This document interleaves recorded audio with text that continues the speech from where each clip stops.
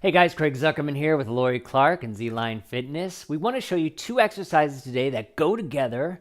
They're called the Clams and the inner thigh leg lifts. And they're a great exercise when done in tandem to help, one, stabilize the SI joint, and that can prevent lower back pain, lower back herniations, and help relieve sciatica, and two, help relieve sciatica. Now, it's a great way to stabilize this whole area, and we're going to show you how to do these two. Key being, you want to do these two exercises together every time you do them.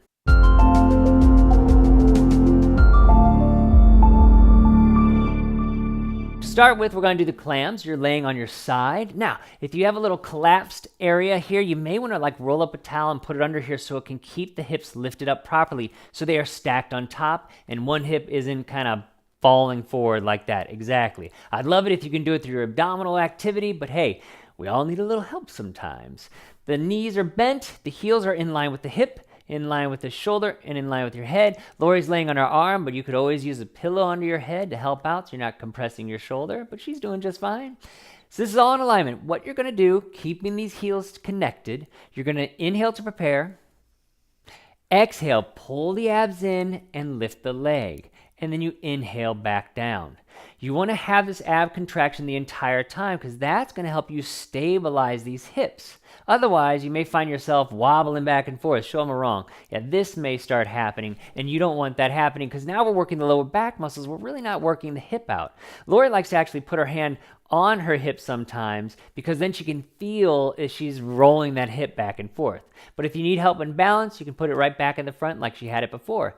Holding in the abs, you're lifting the leg up and down. Now, Lori has a good range of motion here. Yours may not come up so high, but if you're doing it right, you're going to feel it burning right here in the glute area. It's really working this piriformis muscle along with the glute muscles, and these are great stabilizers of the hip area. After you do those, we're going to move on to the next one. Now, you could do anywhere from 10, 20 of those. Don't go crazy doing 40 or 50 because these are smaller stabilizing muscles. They don't need to get huge and buff. They just need to work and get strong enough so they can hold your stability throughout the day. Now, she's going to cross her leg over for this inner thigh leg lift. She has good flexibility in her legs. You may not have the same amount of flexibility, and that's okay. You can try putting the leg behind. And you can even try moving it down here to open the hip up a little bit better and allow for you to do this exercise. Even if this leg is in front and it's not as turned out as Lori, it's a little more bent in, that is fine too. When you're in this position, you're going to make sure the leg lines up. Watch that leg getting too far forward. And you want the hips, everything again in alignment. Now, you may be a little tilted back. That's okay. I just don't want you laying way back here because that's not going to be good.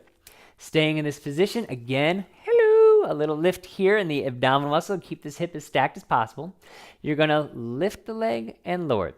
Now, you don't have to get crazy high. She's only about 6 inches off the ground, and that is perfect. You're going to feel this in your inner thighs big time, and you're going up and down. Now, she's also doing something that you should be doing on both exercises. You notice she's not just letting her leg hang down on the ground and relax, and then she's lifting, and then hanging down on the ground and relaxing. She keeps the work constant, and that is very important because we want to train these muscles to be engaged or be able to at least hold semi-engaged throughout the day with some activity, and we have to train them that way. If we rest in between each rep, then we're training them to work and then relax and work and then relax, and we need to recruit them a lot more than that to help stabilize our pelvis. And good, relax there.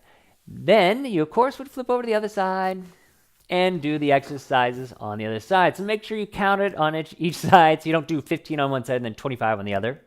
Also, I ask that every time you do these exercises, so if you're doing it as a regular workout, that you switch which side you start on. So if on Monday you started laying on your left side, Tuesday or Wednesday when you go to do it the next time, start on your other side so you kind of help balance the body out a little bit because that bottom leg is working to stabilize you and keeping it going. Also remember the breath. You exhale to lift, inhale down. You want to exhale with the work that helps you pull the ribs and abs in and keep this area stable as you're doing the exercises. Put these two together, you have a great stabilizing mechanism for your hips to relieve that lower back pain and sciatica. I'm Craig Zuckerman with Lori Clark. We are zlinefitness, helping you feel better, look better, and perform better.